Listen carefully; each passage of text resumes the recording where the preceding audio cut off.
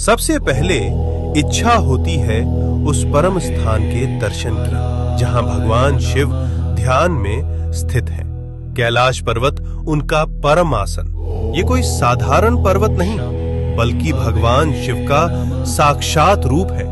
इसके चरणों में है मानसरोवर, मीठे जल की पवित्रता, और राक्षस ताल, खारे जल की रहस्यपूर्ण गहराई।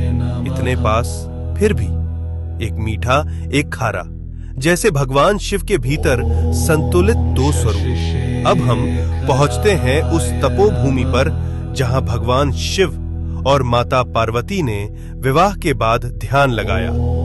ये है आदि कैलाश, उत्तराखंड के ऊंचे हिमालय में स्थित, जहां आज भी उनकी ध्यान ऊर्जा का कंपन महसूस होता है। यही है गौरी कुंड और पार्वती सरोवर।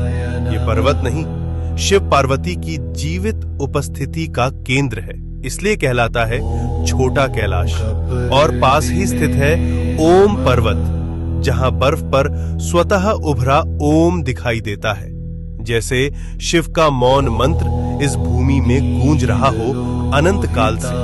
अब हम बढ़ते हैं हिमाचल की उस रहस्यमयी चोटी की ओर जहां विराजमान है स्वयं भगवान शिव, जिसे कहा जाता है मणि महेश कैलाश।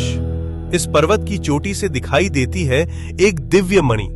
मान्यता है जब भगवान शिव प्रसन्न होते हैं तो ये मणि दिव्य तेज प्रकट करती है, जो भक्तों के जीवन में भर देती है एक दिव्य प्रकाश।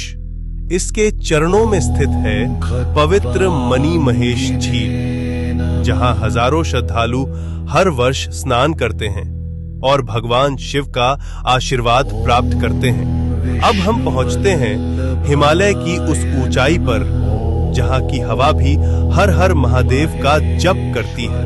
ये है श्रीखंड महादेव। यहाँ स्थित है एक भव्य प्राकृतिक शिवलिंग।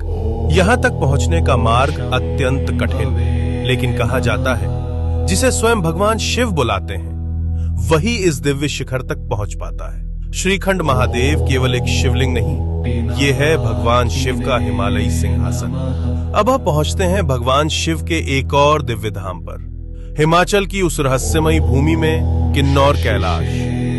यहाँ स्थित है सदियों पुराना एक विशाल शिवलिंग, जो अपने आप में अपार ऊर्जा समेटे हुए। और कहा जाता है यात्रा के दौरान कई भक्तों को ब्रह्म कमल के दर्शन भी हुए हैं। ओम नमः शिवाय।